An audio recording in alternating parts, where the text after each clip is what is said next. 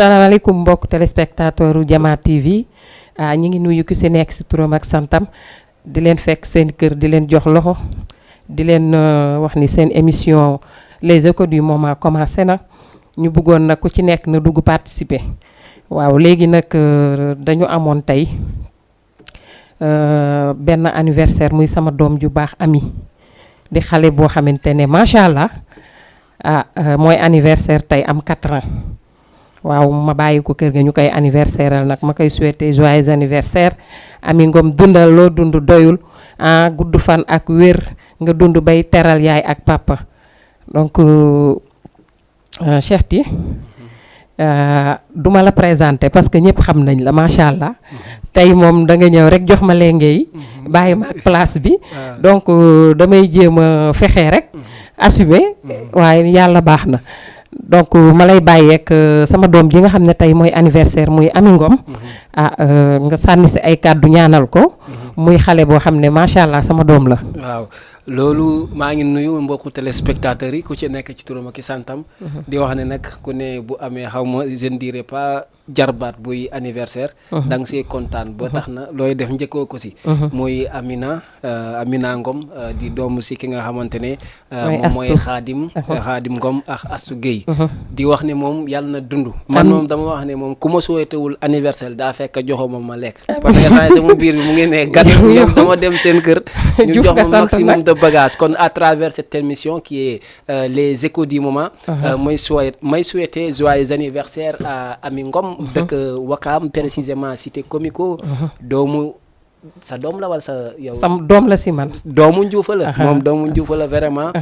di wax ne daal waa Comico yëpp ci suñu voix. ñu ngi lay wax joyeux anniversaire na dund am diine. amiin am wërgu yaram. amiin yaa rabbi ñu koy tudd ci dëkk bi. amiin yaa rabbi amiin merci beaucoup Ami ñu ngi lay wax coucou di la wax joyeux anniversaire. kon Ami nag mu ngi noonu anniversaire baa ngi noonu. yàlla na nga dund 100 ans sans ordonnance donc Cheikh Ty kon tey ñu ñëwoon tey ci les échos du moment tey moom du yomb ndax maa nekk ci baat bi. non du yomb parce que man moom da nga gis ne moom yaa ma mën a yërëm mais man du ma la yërëm quoi. waaw baax na dañ ci dem baraka dañ ci dem léegi yow dama doon laajte ba xam semaine bi moom noo ko passé sa journée. ak tamit noo def ci semaine bi daal. waaw semaine bi comme on dit d'habitude. comme d'hab ñi ngi dem sax fin de semaine la ñuy wax sax. on est presque fin de la semaine mais alhamdulilah maanaam malgré traversé nañ si ay journées yoo xamante ne c'est un peu chaotique grâce au pluie. mais nag yàlla lu mun na ma kenn di ko def mais nag lu métti te fekk boo gestoo làmb sa bakkan daj amoo looy tuumaal yàlla kon ñun daal. dañuy wax ne alhamdulilah rabil amin ñu ngi nii daal tey wuyu su la ci émission bi. waaw alhamdulilah kon foofu la ñuy tàmbalee. parce que temps yi gis nañ ni. taw bi bëri na. yàq-yàqu yi mu def bëri na. te tamit taw bu dem ba nga xam ne mu ngi yóbbu nit di yóbbu oto. ay oto sax laa wax. ku ne gis na daal taw bi. jéggi dayoo bi mu def ci dëkk bi. duñu wax ne na mbiru suñu borom moom defe naa dañ naan kenn mënu ci dara. ndax it ñaan gu nangu sonal borom des fois bu tawul dañuy ñaan mu taw. waaye dëkk bu mel ni Dakar tamit defe naa. inondation doy na fi waar ba nga xam ne bu xiinee sax nit yi dañuy tiit. effectivement nit yi dañuy tiit. loolu la de. ndax Dakar dafa xam nga Dakar yaatu na ci lan d'une part dafa yaatu parce que képp ku nekk kaw. li ngay ut pour nga am ko souvent Dakar ngay ñëw. kon yaatu na ci amel. mais dafa xat ci dëkkin. dafa xat loolu dafa am quoi da di loo xamante ne. natu la ci bépp doomu aadama bu nekk Dakar. mais nag natu boo xamante ne nag il faut mu am ñoo xamante ne dañ siy dugal seen loxo pour mu dakk. xam naa yow comme ni nga koy waxee rek. waaw ci foofu gën sa yaatal moom parce que paaka kenn du ko jiitu ci mbaram. waaw foofu lañ ci yem sax yemandi. dem ci élément bi. nga xam ni dañu gis ni taw bi dafa yóbbu nit. def ci ay dégâts yu bëri yoo xam ne tey ci réew mi nañ dem ci élément bi bu ñu ñëwee gën ci mun a waxtaan mais doy na waar trop.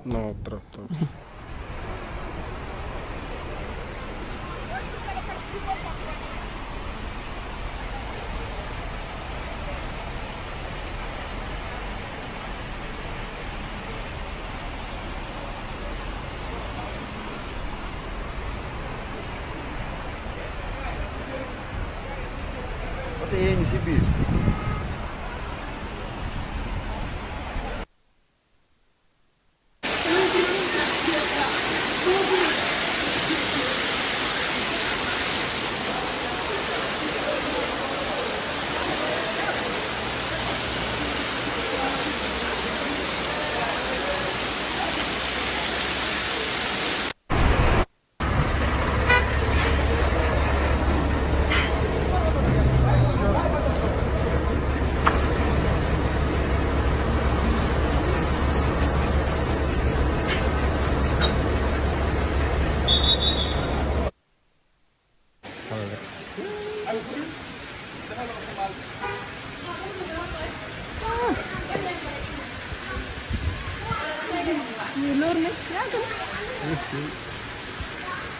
Fii la xewee ko weesu faa la xewee dëgg la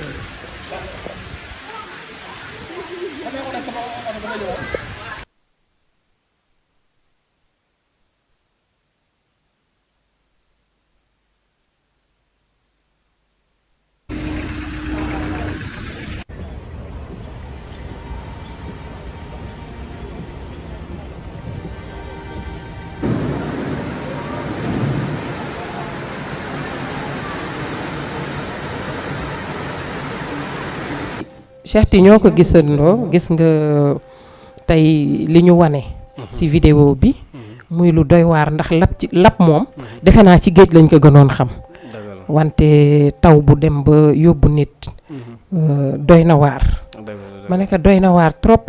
gis nga oto yi yenn yi dañuy oto fay sax mooy jàmm ji mais bakken di si rot wala ngay dem ba taw di yóbbu ay doomu aadama loolu doy na waar. donc yow noo gisee élément bi parce que daw na yaram trop. waaw d'abord élément bi ñun niñ ko gisee comme ni ko bépp Sénégalais gisee quoi. Vraiment c'est désolant. C'est fracassant parce que on est dans un pays boo xamante ne. li mu la wax rek dëkk bu ndaw la.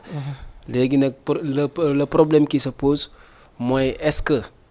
taw à partir de là ñu gis les premières taw rek. ñu bëgg a gis Sénégal. comme ni nga ko waxee ñu mel ni ñoo xamante ne dañoo màbb ñun ñëpp dem dëkki ci géej. te en tout cas on est sur terre. loolu lan mooy fléau bi est-ce que ñun duñu wax ne. am na ñoo xamante ne dañ leen dënk réew mi. ñu waroon def des travaux préliminaires. ñëw daal di loolu doon loo xam ne defuñu ko. loolu premier argument bi lay doon. deuxième argument bi mooy. est-ce que tamit ñi nga xamante ne ñoom ñooy dëkkandoo yi. à tout moment dañ war a basé aussi état pour wax ne. état doit faire ceci ou cela. man nag comme xam naa ne. boo jëlee depuis Abdou Diouf. jël depuis ki nga xamante ne mooy Senghor. jël depuis Abdoulaye Wade ba si Macky Sall mi nga xamante ne lii nii ci moom la xew. comme nag nekkul ne liñ doon xaar ci état souvent duñ ko gis je ne dirais pas que ne état. maanaam deful lu ci war mais à tout moment mosoo gis Sénégal ñeenti taw am te gisoo que ça soit ñi nekk ci kujju politique bi wala ñi nga xamante ne société lambda mooy civil yi da nga siy dégg ñoo xam ne dañuy ŋàññi yeesaayu état li muy def dans ce cas nag man dama ne est-ce que il n'est pas temps nous même ñi nga xamante ne ñoom ñun ñooy population civile bi ñu jéem a xool à travers les quartiers dina xaaw a métti mais ku bëgg dara da ngay def dara mais jàppoon ni doguma la jàppoon ni moyens yi nga xamante ne moom la ñu war a utiliser pour inondation jóge fi soit mu wàññeeku loxo état war na si dem waaw dans les normes mais xam nga tey boo seetloo ca ñun ba ñuy ndaw bokk da nga doon jékki di football ba si kanam ab bonne volonté ñëw ne lu xew bal bee yàqu mu jëndal leen bal kon loolu ku ko mën ci ay xale yuy ndaw buñ màggee ba am loo xam ne daf leen dikkal si bëgg leen yàqal seeni àdduna parce que loolu laay jàpp man mii nii boo xoolee man boo gisee sax ma sañ a wax ci inondation bi parce que je sais pertinemment que au-delà li ñuy gis ci écran ak télévision man ngàcc naa 1 heure de temps te loolu fii nii non dafa bëri comprendre presque ñëpp a ngàcc nañ voilà ñëpp a ngàcc nañ est-ce que yaa ngi comprendre kon nag problème bi mooy suñu sañoon maanaam état dugal ci loxoom mais day ndiroox benn duma yu boo xamante ne man personnellement parce que ça m'engage quoi personnellement man maa xam ne est-ce que man maa yi tëdd di wax ne maanaam est-ce que problème mu inondation lu état mën a résoudre la fii nii mais moom moo si war a tane parce que tey xam naa ni moyens yi nga xam ne lu mel ni tey def ay canalisation yu yaatu yoo xamante ne tey am nañ géej sama xalaat bu gàtt waroon nañ fi def ay liggéey yoo xamante ne tey ndox mu ñëw rek bu fekkee lépp mënul damit lu bari war na mun a jàll c'est-à-dire de la part de l'État moo tax ngay wax quoi fa laay waxee ba léegi parce que tamit askan bi mais yow gis naa ni ku dem ba nga xam ne yow sa biir néeg bi ngay tëdd ngay toog dugal boo tëddee yeewu teg say tànk ci ndox booy tëdd ci ndox ngay génnee say tànk pour teg sa tànk ci kaw lal loolu noonu defe naa bu ci askan bi mënoon dara waaw léegi pour bañ la dagg yow gisoo ne état maanaam moyens yi nga xamante ne moo war a def ñu génn ci inondation gisoo ne état maanaam yor na matukaay bi mais dafa li ñuy wax dafa lànk parce que man noonu laa mën a juger quoi je sais pas yow lan moo si sa xalaat mais man dama gis ne lànk moo fi am mais buñ demee si dëkk nag ba kii ndeyu mbiligi bi maanaam bu lànkee est-ce que ñun tamit moo tax ma ne du ñu xool système boo xamante ne parce que dëkk bu mën a yor ASC football war a mën a faire face aux inondations man loolu laa gëm parce que ñi fi jiitu ñoom dëkk bi kat li ñu mën mooy ñi nga gis ñu ciy jàpp ñëpp ñu mel ni maire yeeg ñeneen ñi ay moto pompe la ñuy indi donc di jéem a xëcc ndox bi des fois nga dem ba moto bi yàqu wala mu paan parce que tout le temps mënu benn béréb bi balaa ngay xëcc bari pare sax ndox ñëwaat dëgg la parce que taw moom kenn programme suñu borom la nekkul loo xam ne nit moo koy programmer donc dafa nekkoon loo xam ne pour man war nañ ko mun a prévoir avant nawet di ñëw mais prévention boobu laa koy wax ku xam nga prévention bi maanaam Sénégal ñoom seen prévention boo seetloo am na njëriñ amul njëriñ parce que at bu ne di nga gis ñu wax la des plans REVA wax la ay plan jaxaay wax la ay plan yu kenn xamul yaa ngi ko ba ci plan bii nii plan Orsec bi nga xamante ne dañ ne état bi dekkilaat na ko pour jéem a faire face aux inondations quoi mais après du dem ay concept la ñuy utiliser rek di naan ay plan REVA plan mais du mujj fenn parce que tey bu ñu waxantee li nga xam ne moo fi ne xam nga problème bi lan la da ngay jël yow miy njiit parce que je ne blâme aucun chef d'état quoi mais yow miy njiit souvent yow yaa jël teg sa programme mais sa entourage mooy li ma la wax avant yu ñëw nii si en direct maanaam sa entourage mooy doon kii bi tey Sénégal c'est un insulte pour ñu ne inondation boo xamante ne leer na la ne am na ñoo xam ne dañuy jóg duñ añ ñii duñu reer ñii duñ ndékki loolu kese doloy na pour naqar mais après nga ñëw dëkk ci inondation nga gestu ñu ne la le petit-fils ou le fils du président ou le wala ñu ne la gorom wala le petit frère du président c'est lui qui a bouffé l'argent des consorts. ma ne ko man dama jaaxle parce que bu amee nga gis ñu taal seen oto yi dugg ci biir ndox mi di dem ci askan bi di waxtaan ak ñoom ak yooyu mais après duñ def dara maanaam kan du def dara non duñ def dara parce que bu ñuy wax duñ def dara gouvernement moo tax man de foofu laay waxee parce que tamit gis naa fi ñoo xam ne ay responsable politique lañ ñu bari ñoo xam ne ci nguur gi lañ bokk boo inondé ñu ñëw sol seeni plastique ou bien seeni bot ñëw dugg xool après fan lay mujj léegi yow léegi xam nga Macky Sall boo seetoo li nga wax am na solo moom moo nekkoon première ki nga xamante ne mën naa gis ne bokk na ci leader bi ma njëkk a gis en tant que président mu sol ngëndi bot yooyu ñu ne dañuy génn je sais pas Grand Yoff la woon ou pas mais li mu lay wax ne c'est vers les années 2014 mu génn maanaam di wër mbedd mi mais loolu est-ce que boobu ba tey gisatuma mu def ko ñoom leader yi loolu xam nga maire dëkk boo gis mën nañ jàpp maire yi ñoo gën a neex a convaincre tey boo nekkee ab yaay toog ci sa télé gis ma ki def ya tànku neen di wër di dox bi da nga naan président di yëg na nit ñi te yëg nit ñi ci ay acte jël xaalis def ci ñoom affaire bi takk benn yoon man loolu laa gëm quoi. loolu moo war a am sax nag. mais nag malheureusement defuñu ko je sais pas lan mooy problème bi mais nguur gi moom inondation moom ba muy jàkk ba ñuy xam fi ñu dugal. xaalis Sénégal daal li ñuy wax fépp ay metti waaw moo fi nekk comme noonu fépp ay metti te ni ngay gis ni ci sama xalaat sax laay wax ni maanaam na quartier yu jóg booloo bañ a xaar dara ci état parce que ki xam ne lii la warloo yow. nga toog ay at ñeenti at maanaam li mu waroon def ci yow defu ko kon da ngay jógal sa bopp nit man ñëpp a war a jóg muy kujje politique geek parce que tamit ñooñu benn côté il faut tamit nit ñi wax ak ñoom ndax it dafa am yoo xam ne dafa sérieux ba nga xam ne doo ko politiser mooy tey da ngay gis nuñ koy waxeeti dëgg la président moo war a def mais bu campagne jotee da ngay gis ñi nga xam ne ñooy jaamaarloog président dañuy profité ci lu mel noonu tamit di ko campagner daal. waaw dañ koy campagner mais dama gis ni dëgg la war nañ ko campagner mais tamit ku ci nekk ci ñoom yàlla may na la wërsëg jox na la teraanga amaana fa nga dëkk tey comme niñ ko mën a waxee boo mënul dajal ñëpp la moo tax ñuy tabb ay maire waaw loolu am na solo mais gis nga sister tey bu ñu waxantee li am mooy mbir mi xam nga lan la tey boo xoolee maanaam tey nga jël benn quartier benn député dëkk fa wala benn kii quoi benn homme politique responsable da ngay gis ne la plupart ñoom seen dëkk seen quartier doo gis mu indoon noonu de mais boo déggee maanaam autopompe ci seen quartier nga koy gis loolu pourquoi branlon dem na ba si ndox bu manqué foo gis oto taxaw fa xamal ne fii ku am ndoomu tànk bu ngi fi loolu c'est-à-dire da di loo xamante ni man de c'est un conseil que je donne l'État en tant que tel parce que tey moom li opposition mun a def ci réew mu bañ a ñaaw bu ko état defee wala lu jëm ci gouvernement bi fi ne bu ko defee wala régime bi fi ne bu ko defee day ñaaw teef nga tànn ko ci Macky Sall tey moo gën a gaaw foofu nga tànn ko ci le président des opposants quoi. loolu te nit da ngay bañ lu ñu la xasee man mënuma comprendre depuis 2012 chaque at ñu ne la inondation rey na nit dëgg la nag taw nag yàllaa ko yor mais dalay leer ne am na politique bu manqué quoi loolu mooy kii bi politique gars yi dañuy jël xaalis bi dañ ko war a def. le cas de Mansour Faye j'espère dégg nga ko bu baax a baax 766 milliards. loolu ci ban nit la xaj te instant yi kenn defu ci benn audit dañuy noppi parce que c'est le petit frère du président. ñu bàyyi mu jàll gorom xaw ma lanam quoi. waaw moo tax nag dëkk bi mais bu doon ku ne boo joxee sa gorom. laax doom moom fu mu am rek dëkk du normal. malheureusement nag loolu moo ci am je sais pas ndax da ngay jéem a ñaane audience wax ak ñooñu mais man moom ni ñu yoree dëkk mi ci côté inondation je précise je ne dis pas. est-ce que du inondation rek nga laalagum. mais buñ la nee boobu féppay metti defe naa dëkk bi luñ ci wax bu dee benn lu ñu jël lu nekk rek mën nañ jàll ci leneen. waaw mais doy na waar tamit mais inondation il faut que ñu yërëm ñu tamit.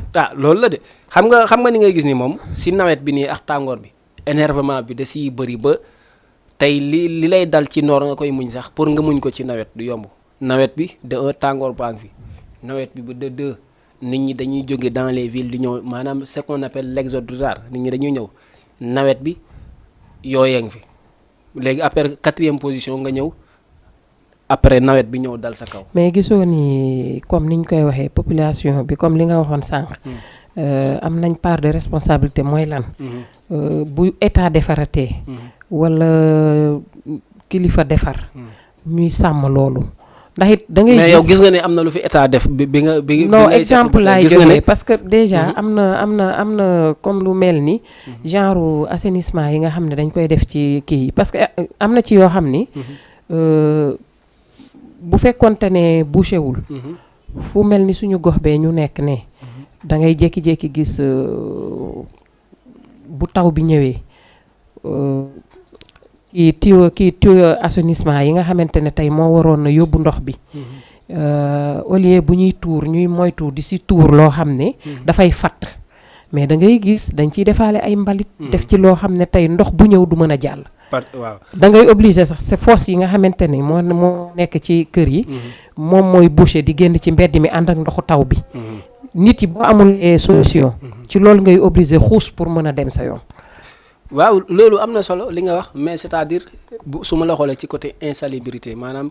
li jëm ci côté maanaam civisme ci côté set. foofu ngay waxee nit ñi. maanaam ñuy jël matuwaay ci li nga xam ne nguur bi daf ko fiy def. non ak it mooy maanaam xam nga da ngay gis kuy demander pour ñu def branchement yeeg yooyu. te yooyu bu fekkee am na ndoxu taw yoo xam ne bu ñëwee.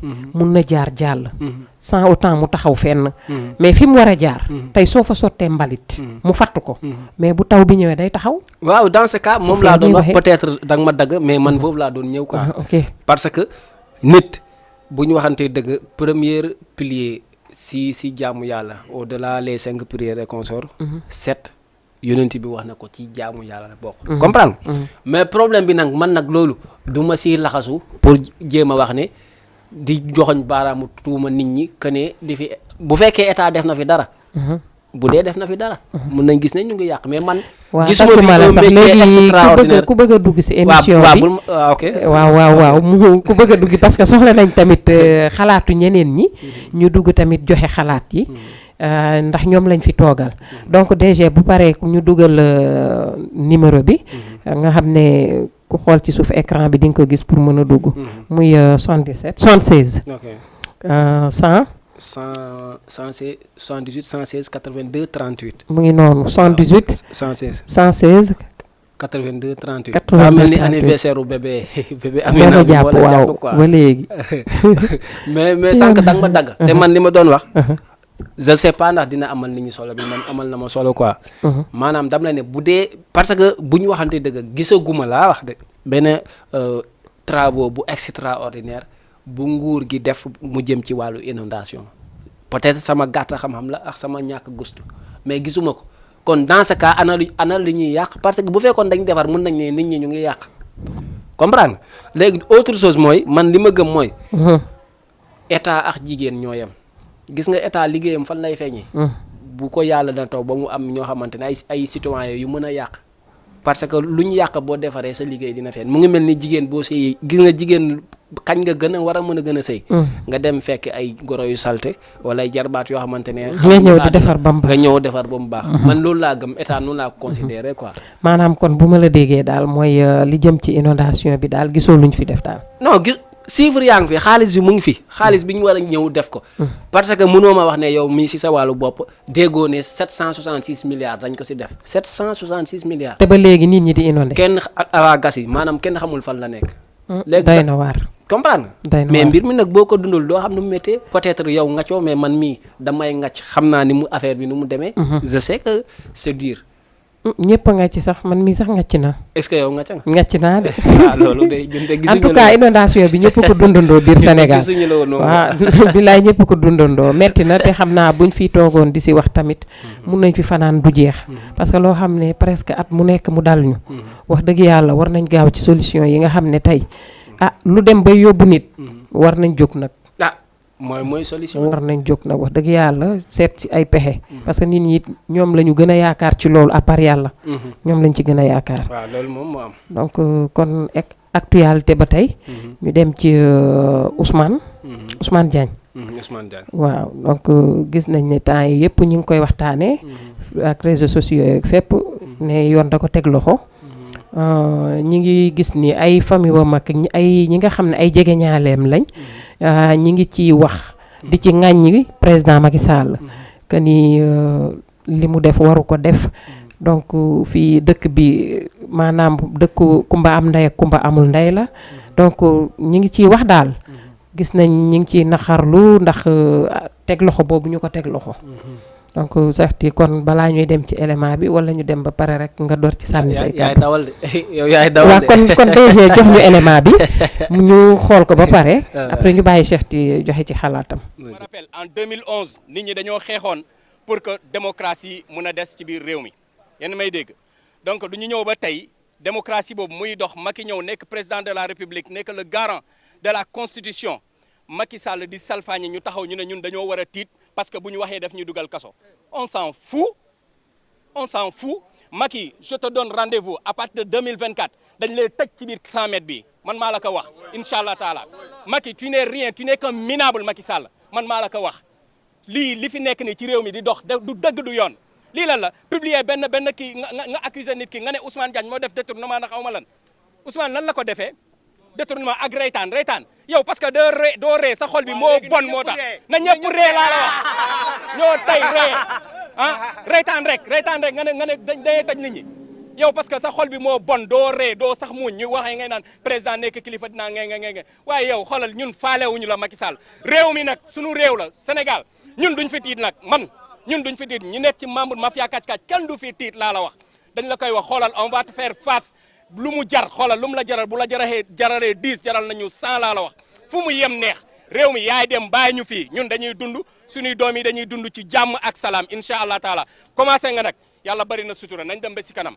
Ousmane Diagne dañuy exiger ñu libérer ko moom ak Papito Kara par la force laa la wax négocier wu ñu ti nag yootaanaa nag yaa ngi may dégg wax ji mu ngi bëgg a nooy wax jaa ngi bëgg a kii non kooku moom duñ leen ko wax dañu koy jékki-jékki rek gis lu ñuy wax pardon non ñun amuñu guñu délai bu ñu joxee dañuy bàyyi ba kii bi passé ba pare après ñu soog a xam lu ñuy def suñu action dañ koy kii momentanément day ñëw spontanément quoi duñu lu ñuy programmé Macky Sall lu voilà salaamaaleykum. Un président chez un régime dans le banditisme je pense que le peuple sénégalais a le droit vraiment de se mobiliser doit se tenir prêt et vraiment ne pas dire ce qui est arrivé aujourd'hui à notre camarade Ousmane Diagne, à notre camarade Papito et à d'autres camarades, ça ne concerne que non du tout. Macky Sall est en train petit à petit de prendre le large. Il est en train petit à petit d'essayer de semer la zizanie, d'essayer de contrôler les Sénégalais. Alors c'est aux Sénégalais de prendre leurs responsabilités et de se tenir prêts. Nous sommes ici présents aujourd'hui pour dire non, pour exiger la libération sans condition de notre camarade Ousmane Diagne et aussi la libération sans condition de Papito, ainsi que toutes les personnes qui ont été injustement arrêtées et mises sous mandat de dépôt par le régime de Macky Sall. Je ne peux pas comprendre qu'on ne puisse pas dire non à un régime dans un pays qui se dit de liberté. Ce n'est pas normal. Chers Sénégalais, n'attendez plus. Chers Sénégalais, mobilisons-nous. Un dossier qui ne tient à rien du tout, car notre camarade Ousmane Diagne, on ne peut même pas vous dire pourquoi on l'a arrêté, car il n'a ni partagé ni... waa Cheikh Ti kon gis nga élément bi gis nañ ne comme ni ma la ko waxee ay jege ñaaleem ñi ngi wax loo xam ne li nekk ci seen xol laa mën a wax parce que tamit ñi ngi koy mititlu ba tey si président de la République jàpp bi mu jàpp Ousmane loolu nag moo leen metti dem na ba ne koo xamante ne du ree ndax xol bi dafa bon na ñëpp reetaan donc loolu waxam la moom léegi nag waaw am nañ benn téléspectateur bu dugg si salaamaaleykum salaamaaleykum allo waaw salaamaaleykum allo allo oui salaamaaleykum waaleykum salaam team les échos du moment Murid Jama TV maa ngi leen di ziare ñu ngi lay fay bu baax naka liggéey bi waaye sant rek ñu ngi si kawam di góorgóorlu rek Diouf Fa waaw Murid ana Cheikh Ti waaw sama sëriñ maa ngi ziar bu baax a baax. ana waaju gàtt joo xees jooju nekk ci ruq bi mu ngi ci ruq bi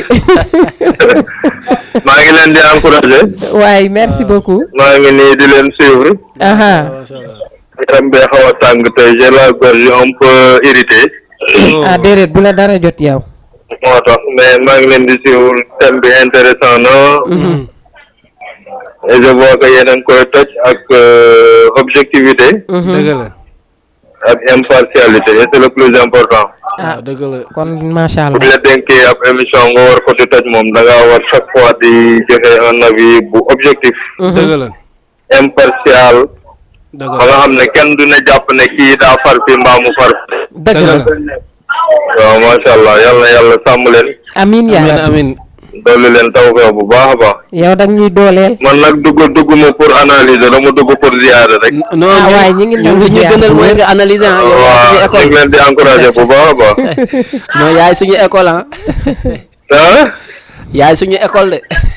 waaw yéen yéenay sama académie yow sa analyse dafay baax ah say analyse dafay baax ñu koy dégg waaw waaye nag moom toorkala rek dama doon dugg pour ziyaare encourager rek li xew ci réew mi moom bu ma ko ci bëggee wax xam naa ni moom dama mu ci kadamero rek waaw loolu la de yàlla ñu yàlla boole yërëm ñun ñëpp amiin amiin yaa rabbi amiin amiin. allez bonne continuation ah merci beaucoup kontaan nañ trop allez à bientôt inchallah merci beaucoup Murid merci beaucoup. waa ñu ngi koy jaajëfal mu bokk si ñun oui moom. waaw di taalibe di kilifa di ku baax di waxal ne di coach. waaw di am coach tamit quoi coach. waaw ñu ngi koy félicité bu baax si dugg bi kontaan nañ trop macha allah léegi fu ñu toll woon si mooy si j'espère si Ousmane Diagne bu Mafia. waaw comme ni ñu gisee élément bi rek donc dama la doon jox kàddu bi ma ne nañ dugg ci élément bi ba génn léegi yow lu ci sa xalaat ndax actualité la te gis nañ ni ay jege ñaaleem ñi ngi yuuxu wàllu di woo président de la république ni na ko bàyyi parce que deful dara xam nga am na yoo xam ne tamit noonu lañ koy déggee dinañ ci dugal suñuy xalaat mais dañ lay bàyyi yow it nga def sa xalaat ba xam waaw d'abord vraiment li tax nga choisir élément bi sax man je vous félicite davantage quoi parce que da di loo xamante ne maanaam actualité la ci biir réew mi mais en tant que un professionnel du métier muy un journaliste maanaam gëm naa ne balaa may wax sax ci côté entre l'État et Ousmane Diagne man je défends tamit l'aspect du journalisme muy lan yàgg nañ gis ay nit ñoo xamante ne dañuy mbubboo ay soi-disant journaliste maanaam di daal di jël li nga xamante ne moom mooy ay articles de journaux li ñu si gën a yab nag mooy le soleil ak li nga xamante ne mooy l'observateur di si bind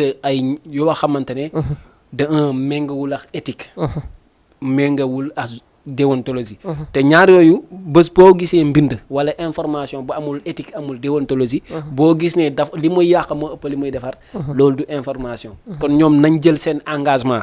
jàppane loolu ce n'est pas l'écriture journalistique. ce n'est pas un corporel du journalisme.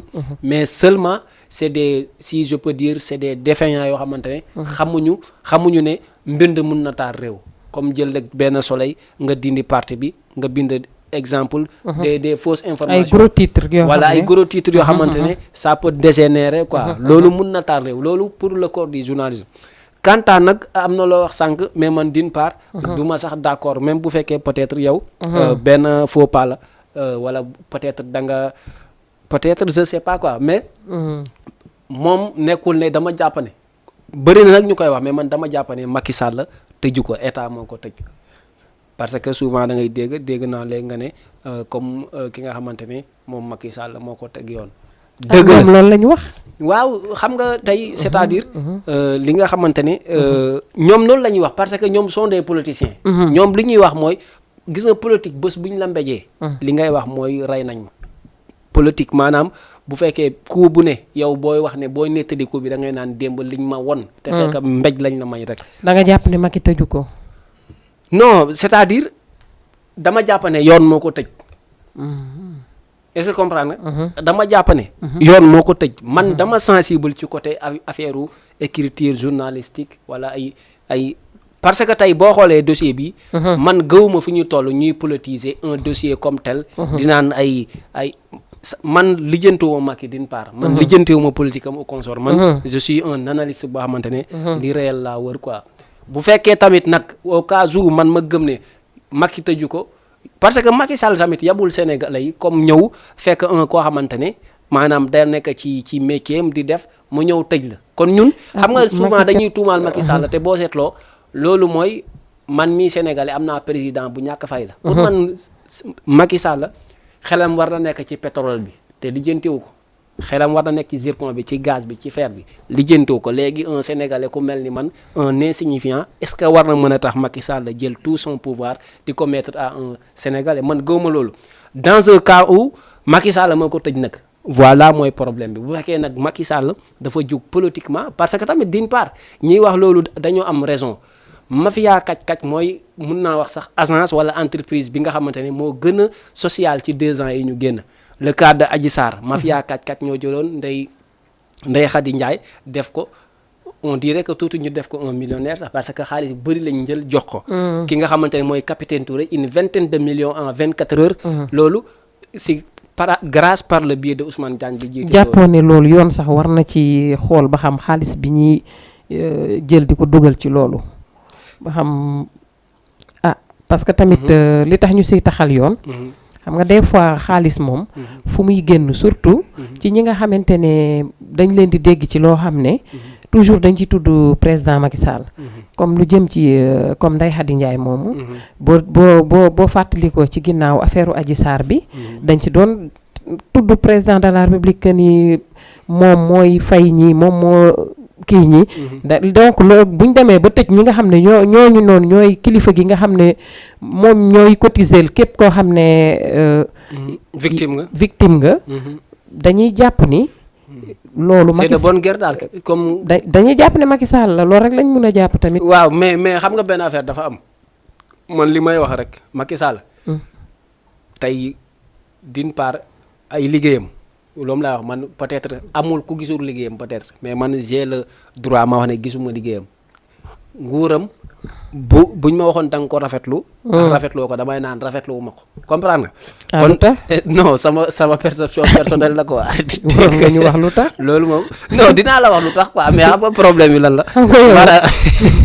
comme da ngay toj rek il faut yax bi moo ma tooñ maanaam man à tout moment su may argumenté déglul peut-être man gisuma man li ma wax xam nga tey nit dafa am liberté d'expression wax loo waxuma la wax lu ko neex mais wax loo xam ne daf ko gëm wax lu la neex du liberté des. xam nga boo jàppee ni yow Macky Sall tëju ko. après nga joxewaat sa xalaat ni. gis nga ni Macky Sall. benn côté da nga ko def da nga mel ni da nga défendre benn côté. waa mooy loolu. waa quoi est-ce que yow en tant que yow présentateur. yow mën nga jàpp ne. Macky Sall mën nañ ko défendre yeyal ko ba mu jeex. wala Macky Sall kenn mënu ko tagg ba mu jeex kenn mënu ko ŋàññi ba mu jeex. kon dans ce cas comme ñun askan bi lañ fi nekkal. il faut nga gis donte nag. parce que man gëm naa ne tey bu dee benn nit sax li mu gëm dañ ko koy respecter kon man awma droit ma ñëw comme ni nga ko waxee ñëw rek ne Macky waaw. yow place askan bi nga toog instant bi foofu laa bëgg a toog parce que même boo toogee place askan bi. am na ku toog naan diw fii la faral. comme Sénégal boo tasee doonu quoi. mënul ñàkk yow xam nga si dara. non xam naa si dara waaw. comprendre moo tax man li ma gëm xam nga mafia kàcc-kàcc xam nga luy seen problème. dañoo am li ñuy tuddee comme ñaan bu nangu quoi. maanaam ñaan bu nangu moom mooy dañoo xëy rek am benn mouvement boo xamante ne ay millions ñoo siy dugg su ma bëggul ne sax ay milliards. léegi nag dans ce cas force gis nga état bëggul kuy góorgóorlu souvent. état daa bëgg lu jekk yëpp maanaam jóge ci loxom. comme état xalaat na ni defe naa ni bu yàggee. mafia boobu dañuy jékki-jékki dal ci kawam. xëy na bon.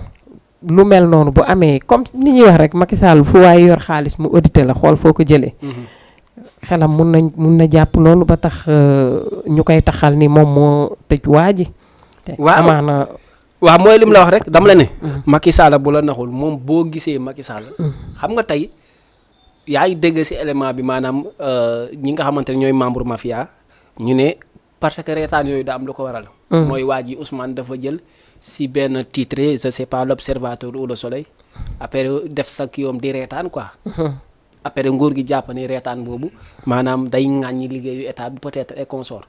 est-ce que yaa ngi comprendre. moo tax affaire bi doon loo xamante ne ci journal lañ ko keppee pour naan yaa def lii exlee mais ci la mu yor doole lañ ko wénk loolu lañ bëggul gis. ok yow mii tey boo commencé woon di def ay projet état bëggul gis loolu. il faut mu xëcc la pour ñu ne li système yi li muy def ci état la ko wéer pour mën a doxal mais bu dee yow da nga leen ne maanaam sama vie privée maa ko moom. force noo def ñu daaneel la. mais nag lim lay wax rek mafia bi man rafetlu naa seen liggéey parce que am na ñoo xamante ne dañ leen bun xalataloon ci biir réew mi. ñoom jàppale nañ leen ba tey ñu mën a doon quelqu'un boo xamante ne dañuy subvenir seen besoin te du ci xaar dara. waaw macha allah. kon ñu jàpp ni loolu Cheikh Ty. li ma gëm. ça m'engage du yow li nga gëm de. gëm-gëmu Cheikh Ty la damay bañ. waaw loolu la boole ma téléspectateur yi man li ma gëm laa wax. waaw léegi joxe nga sa xalaat ci loolu nañ ko jàppee noonu. déggee ko noonu tamit. waaw muy xalaat bu rafet tamit ndax it citoyen nga ci réew mi nga dëkk. à part loolu war nga am tamit xalaat boo xam ne. boo ko xalaatee ci dara nga joxe ko. c'est que réew mi nag moo nekk foo xam ne amoo droit xalaat wala boo nekkee ci yenn milieu yi. soo xalaatee nii ñu dëkkal la fii ne fii nga bokk. wala fii loo xam ne donc ñu xëy biir comme li nga wax gros titre yi. loolu moo koy indi. du ñu déglu Cheikh Ty ba mu wax ba mu jeexal. dañuy def ay recoupement da ngay wax très bien dem bind loo xam ne. fekk ba muy wax loolu taxul woon. te defe naa fii buñ fi toogee di wax actualité pour askan bi moo tax te ku nekk war nga ci am loo ci mun a wax moo tax ñuy ubbi téléphone yi toujours pour ku bëgg a dugg di ci dugg di joxe sa xalaat tëjaluñu émission bi kenn donc buñ jógee ci loolu kon ñu jàll ci beneen élément boo xam ne ci mën naa ne loo xam ne urgence la sax muy Pape Diop ku ne dégg na tey nii rejoindre na président Macky Sall ndax it am na ñu ko doon wax doon naa ko dégg bi passé mais dañ doon wax ñii ne am na ñii ne amul te tey defe naa lu ne fàng kenn du ko jeex waaw tey defe naa lépp leer na dañuy dem seeti élément Pape Diop bi bu ñu ñëwee ñu bàyyi Cheikh Ty mu joxe ci waat xalaatam comme tey ñun ñaar ñoo fi ne di pelloo table bi noonu rek lañ mun a def kon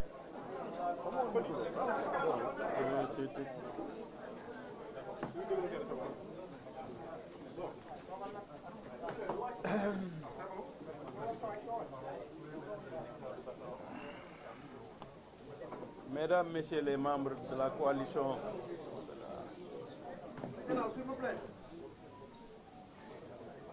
Mesdames, Messieurs les membres de la coalition Bokk Gis Gis Liggéey, Mesdames et Messieurs les journalistes, Mesdames et Messieurs les invités,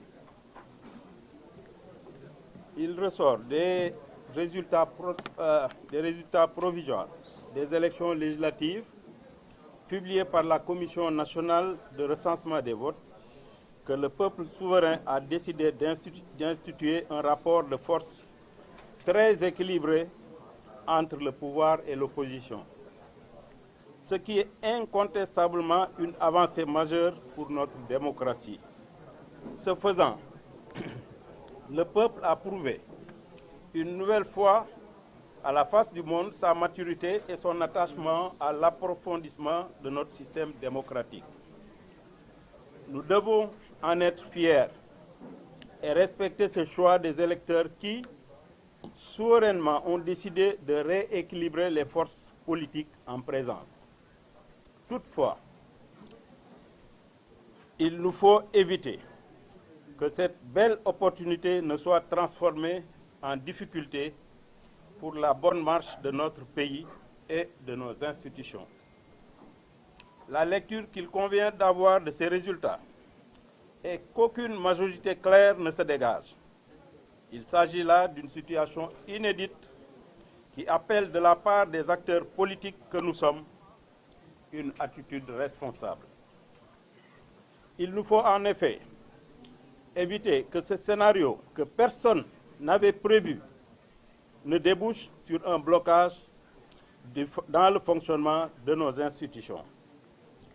Vu la nature présidentielle de notre système politique, une Assemblée nationale placée sous le contrôle de l'opposition débouchera forcément sur une crise institutionnelle grosse de tous les dangers.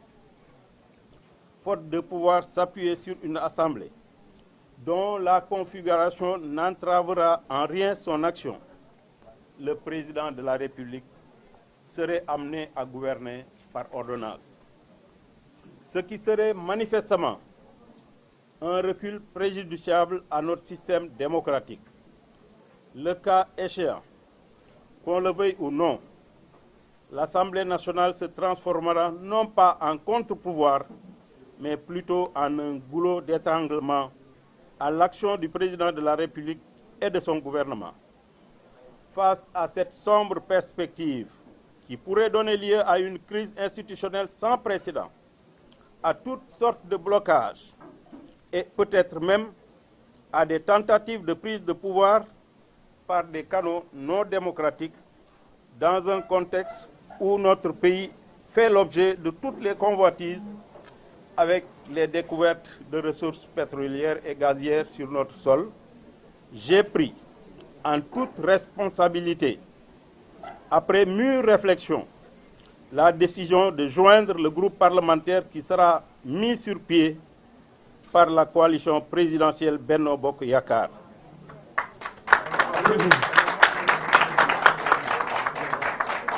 Cette décision que j'ai prise sans discussion aucune avec la coalition au pouvoir et donc sans condition. Sans condition et simplement motivée par le souci d'éviter à notre pays la situation que je viens de décrire. Je pense qu'il était donc de mon devoir, en tant qu'acteur politique attaché à la bonne marche de notre État, ainsi qu'au fonctionnement correct de nos institutions, de prendre une telle décision après en avoir discuté avec mon parti et toutes les composantes de la coalition Bokk Gis Gis Liggéey qui l'ont approuvé. J'ai tenu à en informer solennellement les Sénégalais à travers une déclaration et les invite à avoir une lecture lucide de la situation sans précédent afin qu'elle ne débouche pas sur une crise institutionnelle que nous pourrions tous regretter. Mesdames et messieurs, c'est là la déclaration que je viens de vous lire et la décision que j'ai prise personnellement, sans aucune influence, sans aucune pression. Je suis resté une semaine sans téléphone, sans contact extérieur, pour réfléchir. Et après mûre réflexion, pour éviter à notre pays, qui se trouve dans un environnement sous-régional caractérisé par des coups d'État, j'ai pris donc personnellement, en toute responsabilité, comme je viens de le dire, la déclaration que je viens de vous faire part. Waaw.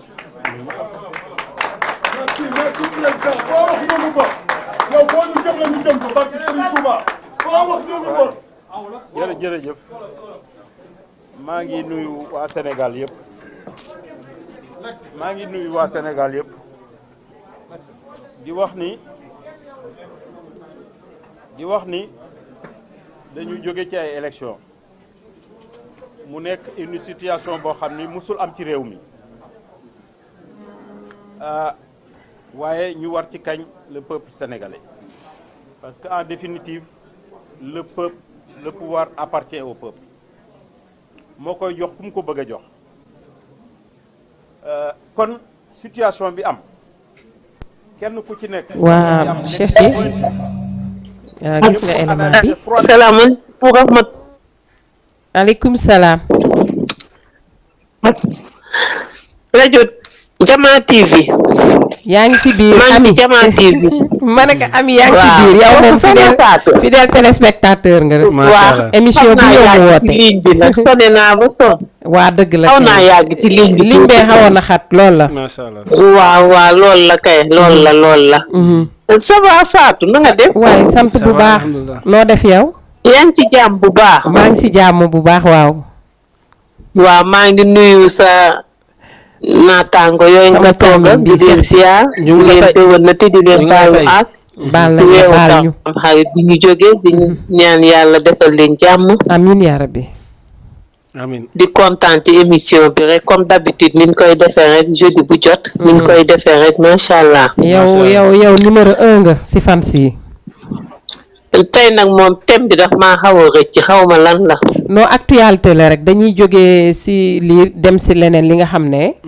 moom moo fi am demoon nañ ci inondation yi nga xam ne gisoon nañ ni dafa yóbbu benn nit. ak it. waaw billaay. ci loolu lañ doon waxtaan. waaw dëgg la billaay inondation bi xanaa. wallaay ndeysaan ñi ci loolu yow inondé woo rek ma ne ko mbaa ngacculoo rek. ma ne boo ko ci ñu doon ngacc mbaa. waa déedéet yàlla def na moom man loolu bokkuñu ci. waaye sant yàlla di waaye toujours nag ndeysaan ñi ci bokk ñëpp suñu xel yi day dem ci ñi nga xam ni. ndeysaan seen kër yi taana vraiment. bi leen di masawu bu baax. di ñaan yàlla defal leen ko xéewal amiin yaa rabbi di ci loxu it yàlla xaare leen àjjana daw fii amiin yaa rabbi billaay wallaay xéewal la moom xéewal la mbir suñu borom la nag comme mbiru yàlla la moom yàlla kenn mënul xëccoog moom lu mu def rek noonu la lu mu def noonu la ñu koy rafetlu bu baax nag yow dinañ la décorer bi macha allah dinañ la décorer yow fidèle téléspectateur nga quoi. Ami wuyul ma ne ko nii waaw. ma ne dinañ la décorer yow fidèle téléspectateur nga. waaw téléspectatrice bu sama doomu day moo ko jaral de. waaw téléspectatrice bu fidèle nga yow. loolu moom am na. incha allah man kay léegi sa jeudi bi bu jotee rek. ma daal di xaaral. xool ay statistiques yeeg yooyu billaay vraiment. macha allah jeudi bi moom bu jotee rek sama xel ne ci Fatou. dëgg la wallaay ndax day nit ku baax. billaay bàyyiwuma benn yoon góor ba bëgg a dee. ba nga jàppee ba tey bàyyiwoo macha allah vraiment. kontaan ma koy ñaanal bu baax a baax ma koy ñaanal bu baax. muy nit ku gore nit ku baax nit ku tabe. macha allah dañuy ñaan yàlla rek suñu ànd bi yàgg yàlla may ñu wér ak gudd fan. amiin yaa rabbi di ñaan yàlla télé bi yàlla def ci xéewal baaw naan. amiin yaa rabbi ci barke Seydina Muhammad sallallahu alayhi wa sallam. amiin jërëjëf Ami. waaw soxna Fatou. waaw. kontaan naa trop. maa la gën a bëgg maa la gën a kontaan merci beaucoup. merci beaucoup Amina kontaan jërëjëf merci beaucoup. ñoo la gën a kontaan yàlla def jàmm. amiin yaa rabbi merci. ok Ami merci. merci. nuyul ma xale yi. merci. incha allah. moom jox naa ko chapeau d'or. ah dafa baax c'est une téléspectatrice fidèle. daf lay envoyer message sax. balaa émission bi. ok di la laaj kan ngeen di commencer. macha allah moom tout le temps yaa ngi dégg chaque jeudi moom mu koy kar. moom mooy numéro 1. waaw moom na ci ko suñu yàlla fans yi parce que ñun loolu lañ am ci ñoom. waaw loolu la ñun loolu lañ am ci ñoom quoi vraiment. ñu ñëwaat ci comme Pape Diop. waaw gis nañ actualité bi. que ni rejoindre na président Macky Sall. donc comme li ma la waxoon rek doon nañ ko wax ci jamono yi ñu génn rek. ñii naan am na. après am ñu génnaat ni Pape Diop demul fenn. dañuy wax rek amul. mais defe naa liñ naan tungu ni du teew ñuy nataal. gisal nañ ko boppam. mu xalaat ni pendant une semaine. moom moo tëju xool. fay na ay téléphone am def yëpp. pour mën a xalaat ci loolu bu baax. donc kon li mu def moo ko defal boppam. dem rejoindre président Macky Sall. yow noo gisee loolu ndax it xalaat bu lu baax la. wala warul woon dem. wala noo ko gisee. waaw mais man. maanaam balaa may wax sama xalaat. maanaam dam lay ñaan yow tamit.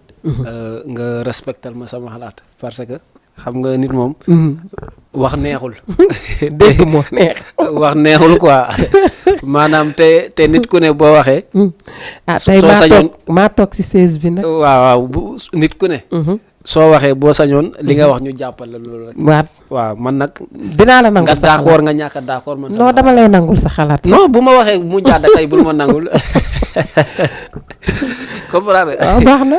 non man xam nga ban analyse laay def. maanaam c'est-à-dire. gis nga Pape Diop. maanaam ñaari mbir mu am ci moom. il faut ñu def benn rappel ci Pape Diop. moom il était maire de Dakar. sous PDS. Pape Diop nekk na fi vice-président. bu assemblée nationale waaw. muy Macky moo ko defoon. troisième bi mooy Pape Diop tey entrepreneur yi gën a ngand ci dëkk bi. ci Sénégal ci côté poissonnerie. ci la bokk te loolu des dettes fiscales. war na di jóge ci moom di jëm ci état. war na mën a am loo xamante ne ay kayit yu ñàkk a mot. wala ay comme entreprise nu muy doxee ay xat-xat. mu war a am luy jóge ci sa gafaaka di dem ci maanaam état bi. waaw léegi nag dans ce cas. moom loolu yëpp bu ko dëxëñee loolu mooy jëmmam moom jëmmam moo loolu la nekk ci réew mi. day dugg di génnaat di dugg di génnaat léegi dans ce cas nag bi ñu ne maanaam Pape Djibril Fall. waa Aar Sénégal ak ki nga xamante ne moom mooy Pape Diop maire l'ancien l'ex-maire de Dakar. ñoom dañu war a dem ngir Macky Sall am majorité. man moom wax dëgg ne yàlla bettu ma dans ce cas quoi parce que xam nga politique tamit bu ñuy wax politique maanaam di nga siy njëkk a gis mooy intérêt. neexul nag parce que tey yow bu ñu la nee nitu intérêt nga da lay métti. da lay métti waaw da lay métti. mais politique intérêt moo ko lal. nit ñi faw ñuy xam loolu tey boo gisee Sénégal ñu bëri noonu naa yàlla na maanaam yeewi askan wi. wàllu Sénégal am majorité à l'Assemblée nationale. parce que ñoom dañ ko tegoon ci seen intérêt. léegi bu fekkee intérêt sénégalais yi moo nekkoon yeewi am majorité. te Pape Diop tamit ne malgré ñoom seen intérêt moom tamit am na intérêt mu jàpp ne intérêt pour business am dox mooy mu dem bokk ci Benno Bokk Yaakaar. il est loisible. il est légitime pour moom mu def ko. su ma la déggee daal rejoindre bi mu def nii. pour intérêt personnel am moo tax mu def ko. waaw te man gëm naa ne sax yow mii xam nga ne intérêt personnel am te xam naa ne du la bett bokkul si ñu muy bett quoi du dëgg yow bokkul si ñi nga xamante ne gëm nga ne. bett na ma. waaw. en tout cas doon nañ ko laam-laamee daal ñu naan dina dem ak du dem. bon dem bi nag. leer na tey. waaw ci bopp ñëpp. que ni Pape Diop rejoindre na. waaw ni nga ko waxee nag comme ni ñu koy waxee yëf personnel am moo tax mu dem rejoindre Macky Sall. dina am ñoo xam ne du leen neex. parce que noo koy gisee parce que ndax it réew mi. dañuy am na ñoo xam ne tey. suñuy ànd ak yow. ba nga dem rejoindre président de la république ñu bàyyi la. wala di nga ci dégg lu nekk. tamit gisoo ni daal.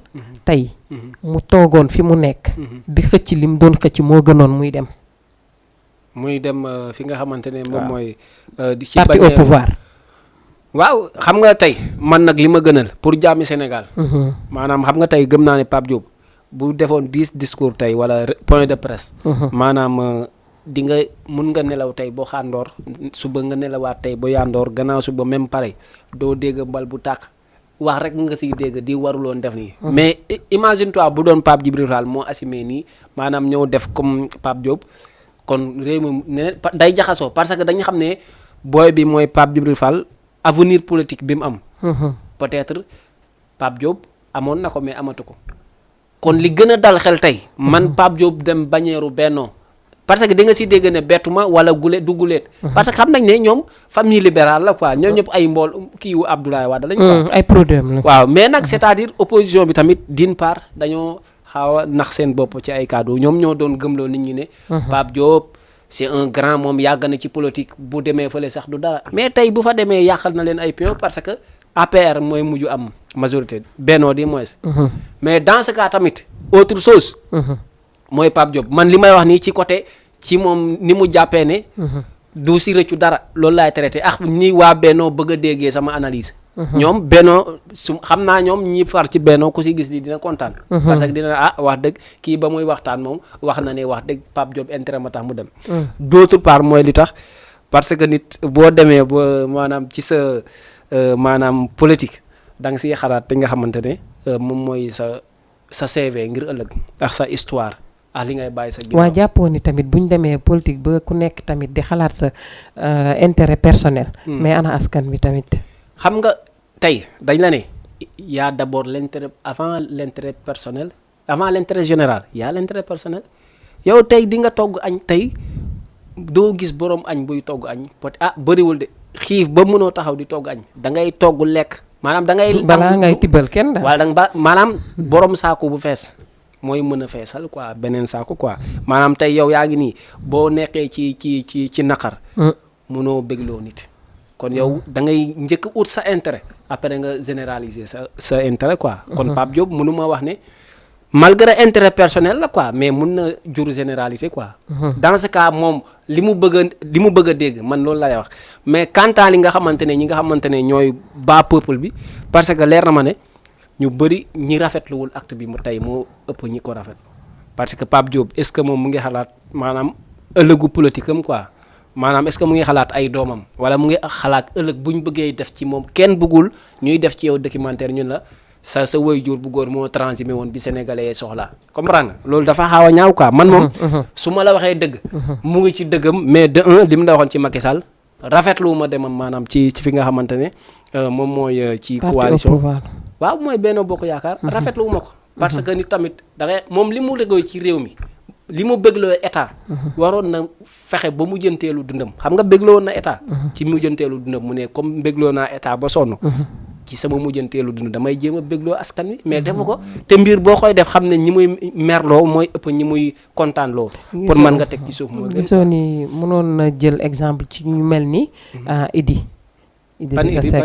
Idrissa Seck gis nga bi mu rejoindre Macky Sall li ko ci fekk ñu bëri presque tey politique am soo xoolee li ko gën a daaneel sax loolu ci la bokk ndax dafa bàyyi woon partem am ñoo xam ne dañ ko bëggoon di ànd ak moom tey mu dem rejoindre Macky Sall te ku ne xam ne tey nam fa nekkee nii ñu bëri dañ ko séntu woon pour moom mu demal boppam quoi parce que demoon na bañ koy woowee ay Idi 4e président ak yooyu ba yaakaaroon ko ci moom te yaakaaroon ni Pape Diop mi bu yeggee ba foofu it ni mu demee rejoindre président Macky Sall luy wàññi seen politique la daal lu leen di yàqal la tamit lu leen di yàqal la waaw politiquement dina leen yàqal mais xam nga tey malgré je sais pas nag chiffre d'affaires u Idrissa Seck ak Pape Diop mais Pape Diop tey amul lu mu perte ci politique bu xoolee ay affaire am yoonam dootu ci ne quoi maanaam lu mu rëccu ci politique bu xoolaatee investissement am ci côté entrepreneuriat dootu ko métti mais boo xoolee nag ca dëgg man nag pour man bu Pape Diop bee gën a nooy parce que Idrissa Seck xam nga balaa ngay xam ne nit li muy def ñemewu si wala amu si fit Pape Diop au moins gis nañ ne moom dafa def communiqué génn point de presse la def yow Idi bi muy dem rejoindre tàgguwul kenn daf ko ñemewul parce que bu defoon point de presse maanaam ku ne liñ naan dañuy wax ci suuf da ngay nekk di rayante ci ñoom di xuloo di xeex pour ñoom fekk sa guddi ñu ngi wootante téléphone ñu ngi gisante lañ transhumant lañ parce que Pape Diop du yàgg bañ ne Pape Diop c'est un transhumant déedéet. Pape Diop parce que moom dafa woo presse bi. wax ñëpp dégg. wax mu wanee ni ki nga xam ne tey pendant une semaine nee na mu ngi tëju. fay léppam. di xalaat ci loolu. kon tëbul tëb rek. jël décision bi def ko ba ka gars yi di wax. xëy na mu ngi woon ci xalaat mais tey la gën a yemb. ñëpp dégg nañ li mu wax. nëbbu ko laxatuwul. te xëy na peut-être oo na ay ñoñom yoo xam ne. wax na leen ci. ba mën a dem te du am lu leen metti parce que li bon ci transhumé mooy des fois gars yi comme ni nga ko waxee. buñ koy def duñu tàggoo. duñ tàggoo ah. dañuy tey rek nga dégg diw mu ngi fële. bu ko defee tey bu doon Cheikh Tilla àndal faral ko. dama ne mais ki dañu yàpp. parce que lan moo tax tey moom muy dem ci feneen ñun ñu koy nekkal ci naaj bi tout le temps. au moins mu wooñu sax. wax ak ñun. après muy door a dem wala mais day dem ba ñëw. taaj leen ne leen dem naa lii laa fa jëlee. su ko defee ñi nga xam ne gëm nañ ko ba tey bon bëggee ko nu ne toog. am na ñoo xam ne seen xalaatu bopp la lii doyu leen. foofu la ñuy yem ak moom. dëgg la tey mooy transhumé tey foofu la toll si ñoom. waaw am na lu muy yàq lu bëri. mais am na tamit lu muy defar. waaw dëgg la te man xam nga Pape Diop lan moo ma neex ci kiiwam bi quoi maanaam lan moo ma neex ci li mu dem ci bannière Benno waxuma ne neex ma si pour mu ma d'accord si de maanaam lan moo ma si neex di fekk mu am audacité wax ko maanaam sénégalais yow buñ lay tam benn mbir donte da nga koy nangu fësal ko nit ñi gis ko comme Abdou Aziz Sy li mu doon wax mu ne ñoom waa Tivaouane ku ñu faral dinañ ko fësal ku ñu bañ dinañ ko fësal. mais moom tey fësal au moins tey donte dañ koy jéppi ci kàddu mi tey.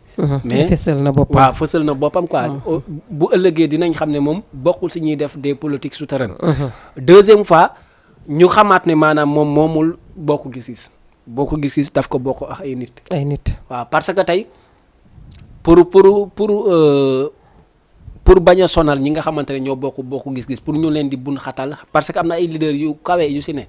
pour mu bañ leen di sonal ci mbedd meek ci opinion publique bi moo tax mu ne ba ma tëjoo xalaat ay semaine parce que foofu ku ko seetaan rek da ngay naan kii maanaam si volonté boppam laaju si kenn maanaam moom moo fësal boppam. tey bu fekkoon bokk gis-gis nga tey waa Sonko duñ la mere parce que dañuy naan. yow jëloo décision bi àndoo si sax mais sa leader moo ko jël. mais moomul d'une part nag ñëwaat na mu ne.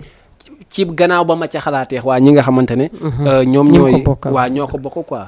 bref daal pour gàttal. politique li ñuy wax la politique c'est le cimetière des amitiés. loo nekkax nit maanaam mu doon sa naataango ci wàllu politique bu nekk koo bokkal ndeyax bàyyi am déet parce que tey mun nañ gis ne politique noonoo la boo xamante ne tey di nga gis ne kii mooy sama noonu suba ngeen doon soppe. boo xoolee Barthélemy Diaz Jean Paul Diaz Modou Mbacké Bara Dolly comprendre nga kii comment dirais-je Ndella Madior Diouf ku si nekk da ngay xam ne maanaam ci politiquement parlant. di nga bokk ak nit ndekki sax te fekk bëggu la gis man loolu laa gëm quoi. gëmuñu dara maanaam daal seen biir. politicien bu gëm dara man de gisaguma ko yow nag boo ko gisee wax ma ko. non doy na waar trop parce que tamit politique léegi. gis naa ne yàqu na peeru yàqu boo xam ni. moo tax jaratul xeex wala rey nit wala def dara. parce que tamit li nga wax rek moo si nekk avant tout intérêt personnel. fu mu jiitu. nit ku nekk war nga xam bu baax nan ngay ànd ak nit ak fan ngay taxaw. ba yenn yi tamit buñ la ci bëggee dugal. nga taxaw seetlu. xoolaat ndax lii. war naa ci mën a dugg. wala déet ndax it ñoom. niñ ko waxee gis nga am na fu ñuy waxee naan des fois dañuy nekk fii di reyanteeg tey nga faral Sonko ma faral Macky Sall. bu guddee Sonko ak Macky Sall la ngay waxtaan. di xool nu ñuy trouver benn terrain d'entente wala dara. moo tax toujours ñun ñoo war a yeewu. déjà ñun askan bi rek ñun ñoo war a yeewu. politique ba mu tuddee politique. lañ war a xam ni rek. liñ naan oto bu tàkk la. boo poussé mu dem mu ne la au revoir. moo tax ku nekk war a taxaw njàngataata politique bu baax. ndax it mooy loolu suñu njiit yi buñ tolloo ci xool war a dem fenn. dootuñu xalaat Cheikh Timi man la àndaloon wala lii la may yàqal wala dara. fee lañ lay teg. soit mën nañ la woo boo d'accordul dañuy dem. kon politique gu Sénégal tey. xamuñu tey ëllëg. waaw ak suñu doom yee. waaw loolu la ñoom c'est-à-dire même boo xoolee. kenn comprendre tul dara. effectivement mais comme li ngay wax ni maanaam politique pour wax nit ñi ne maanaam ñun ñoo siy dugg mais ñi si kaw xam nañ quoi maanaam tey boo xoolee waa Yewwi Askan Wi liñ doon xeex yëpp durant des années nga xool waa Wallu Sénégal liñ doon xeex durant des années te teewul bi élection yi commencé ba jeex ba ñuy naan ay ñoom ñoo am li am déet nga gis ñoom ñu def communiqué def benn point de presse ñu ne dégg nañ ay rumeur maanaam am na ñu commencé bëgg a jóge Wallu ngir topp bañeeru maanaam Benno Bokk Yaakaar loolu moo lay won ne maanaam ñoom ci seen biir xam nañ ne ñu ngi ci politique mais politique amul baale. politique c'est des hautes trahisons moo si ne quoi. bëri na si. comprendre bëri na si. comme ñëppay def haute trahison nag. parce que man gëwuma nit ki. di ŋàññi. tey Pape Diop mi avant muy dem rejoindre président Macky Sall. dañ doon xeex pour lu ko daaneel. fuñ toll dañ koy ŋàññi. yaa ngi fàttaliku am na benn numéro émission biñ fi mosoon def je sais pas si vous rappelez de cela. ñuy wax ci côté Sonko bi mu waxee ne. ñëpp ñi nga xam Pape maanaam c'est-à-dire Pape Diop kenn du ko mere xam nga lu tax. parce que tey yow mënuma gëm ñu lalal la fenn boo fa daanoo amul njëriñ parce que dañu naan fii lañ la laloon rek. Pape Diop dañu waxoon ne moom si coalition yi nga xam ne dañu waxoon ñii ñëpp ci Macky Sall lañ bokk ba ku ne di def sortie naan ay ñoom Abdourahmane Diouf ñoom Pape Djibril Fall di naan ay Sonko daf ñu dëkkalee fu ñu dëkkul. tey nag mu ngi nii peut-être dinañ jéem a camoufler ne li mu def neex nañu pour jéem naan mag la mais mag buy indi résultat bu positif kay mag boobu jar naa bàyyi ci réew. jar na bàyyi ci réew Pape Diop loolu la def. loolu laa gis kon ñu jàppee ko noonu rek. ni politique daal mu ngi noonu buñ ciy wax ba suba du jeex. parce que tout le temps nga ciy gis yu bees yu lay bett. mu ngi noonu daal.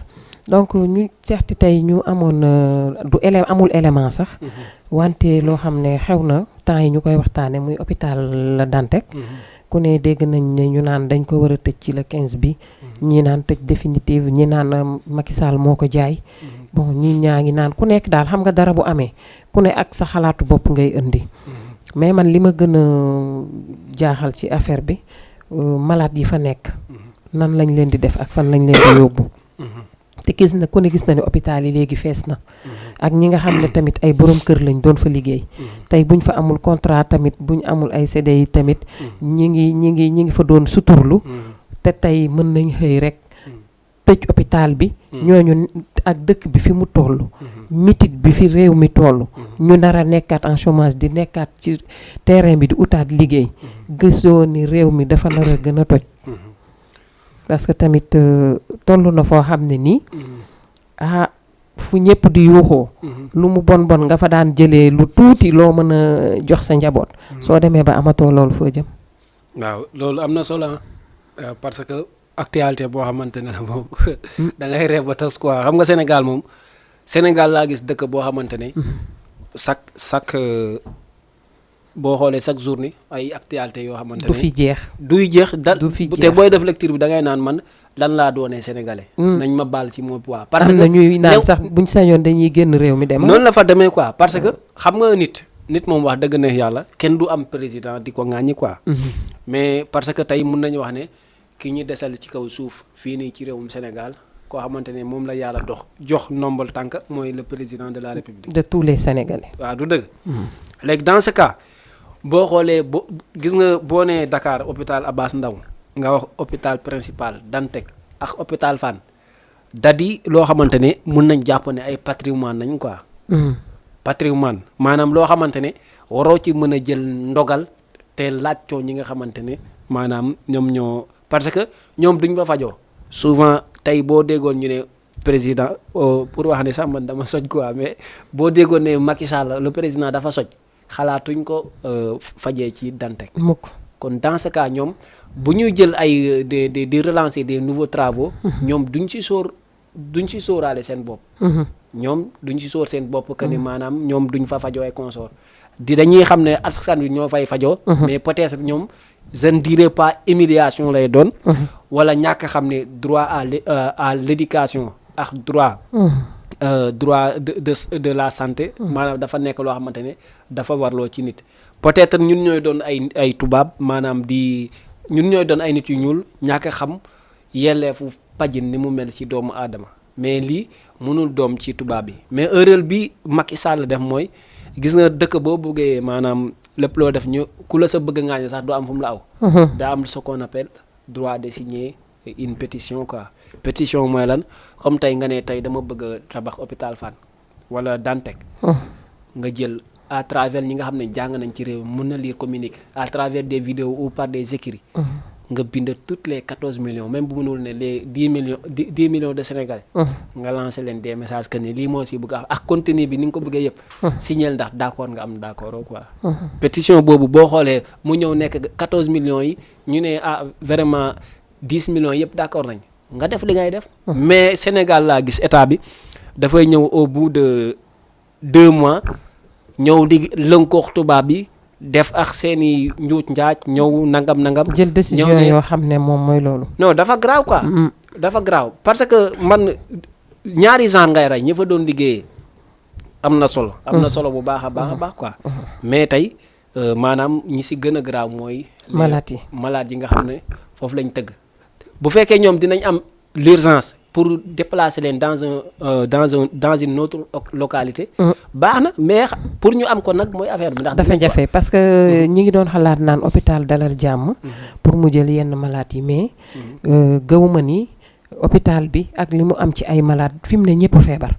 déjà boo demee ci hôpital yi yow ngay faju doom da ngay gis day fees del des fois nga ñëw pour ñu perfuser la dong dañuy wàccee malade boo xam ne dañ ko kii tuuti rek wàccee ko pour yéegal keneen xam nga genre hôpital yooyu mënuñu jëli ay yeneen i malade te xanaa nit du feebar wérul ñu hospitaliser ko nga génnee ko bàyyi ko mu dem këram di yeggalee fajam foofu xanaa loolu mooy demal nga dee rek xaar yàlla foofu parce que tamit gis naa ñu ci doon naan même ñi ñu gënoon a xalaat mooy ñi amee cancer te ku nekk xam ne hôpital boobu lu ci ëpp fa la ñuy fajoo donc tey ñooñu nan lañ leen nar a def suñu amulee fuñ leen yóbbu ci yeneen hôpital parce que tamit dama jàpp ne décision bi balaa ñu ko waroon jël waroon na fekk ñu ut foo xam ne tey war nañ xalaat malade yëpp xaj nañ fa ñi nga xam ne war nañ mënuñu génn ñu bàyyi leen fa ñi mën a génn ñu bàyyi leen ñu door a dem seeni kër mais li ñu jël nii décision peut-être que wax la rek mais balaa ñuy génnee malade yi dinañ seet solution boo xam ne fa lañ leen di dugal. waaw man nag apparemment sama avis personnel moom laay wax de maanaam comme à tout moment ñun sénégalais yi dañuy wax ne maanaam ay président de la république Macky Sall maanaam moom ndongo daara la ci wetu Emmanuel Macron. ba nit ñi dañuy naan Sénégal département la ci France.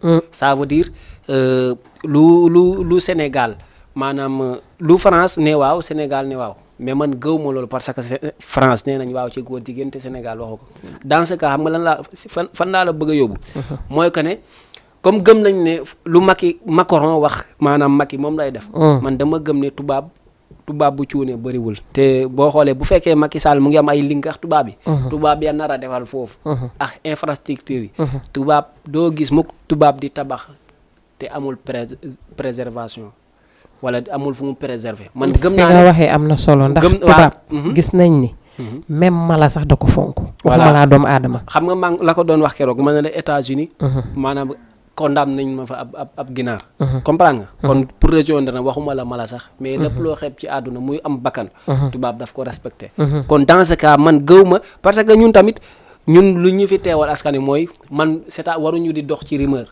li ma gëm mooy Macky Sall yabul Sénégalais yab boo xamante ni maanaam dina jël lu toll ni hôpital Dantec di def délogement maanaam nga gestu ñu ne diw dee na fa parce que bi ñuy déloger la wala mu am des failles man de gëm naa ne xanaa xaar nañ ko fu ëpp loolu quoi bu dee du yàlla na bu mu nekk ne nag yaakaar naa ko de xanaa bokkul ci président yu cuune yu bokk si yooyu deuxième cas mooy population bi de pour nga comprendre li may wax Macky Sall d'accord moom muy d'accord ma si kenn muy def ci loo xamante ne sa askan ànduñu si quoi mais Macky Sall nag Sénégalais yi tamit d'une part il faut ñu wax ak ñoom xam nga problème bi lan la Macky Sall boo xoolee 2022 bi mooy année bi gën a scandaleuse ci côté hôpital loo doon dégg si commentaire yi nañ tabax ay hôpitaux comprendre nga nañ defaraat maanaam boîte de santé bi nangam léegi boo demee bañ la ne loolu noonu yëpp dégg nañ seen message ñu ngi tabax hôpital bu bees léegi coow bi lan la war a mën a doon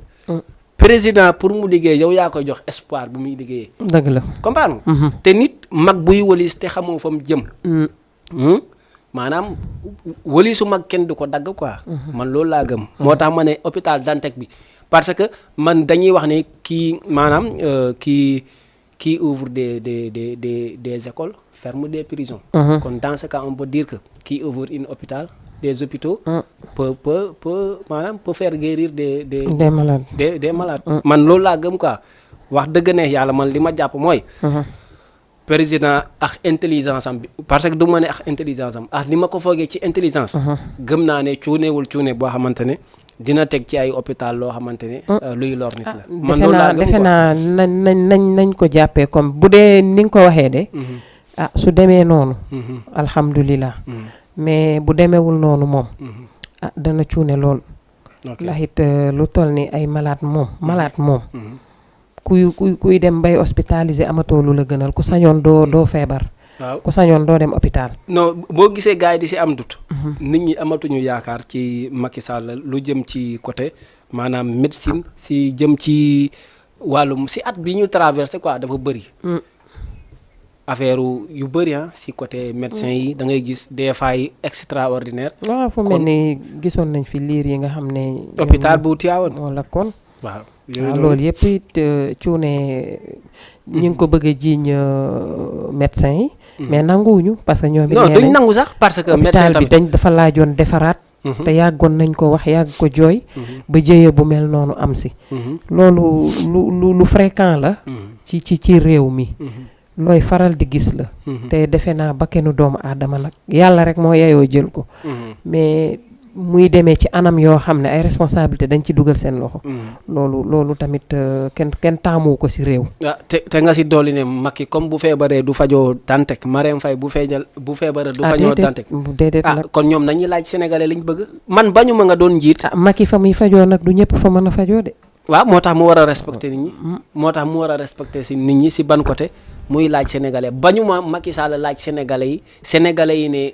bugguñu hôpital mu bàyyi leen si ba réew mi laj di ko maanaam jaxasoo ci côté ñàkk hôpital ba ñu ma loolu quoi. mais bu boobaa dina am dina ne man laajoon naa leen mais finalement ñoom si seen décision laa leen topp. en tout cas réew daal li koy doxal dëgg.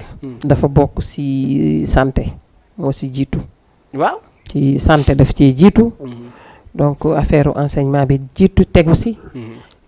leneen ak leneen lu jëm si defaraat tali yeeg yooyu door si topp. donc mais. Sénégal moom liñ naan bopp buy metti la rek comme niñ koy waxee. budul mën a wér. paracétamol taxul mu jóg. loo jox du jóg. il est temps nag ñu gën a xoolaat réew mi. parce que tamit lu mel ni santé du caaxaan. dafa bëri. gis nga li ñu mën a yuuxu ci santé. du Dantec rek. da ngay génn dem ci région yi village yi. ngay gis koy accoucher ñu teg la ci saret di la yóbbu balaa ngay àgg. soit nga loru wala sa doom loru. te loolu yëpp manque ay moyens. moo leen koy teg. te bu jëkkoon sax nit yi ci biir kër yi lañ daan amee doom.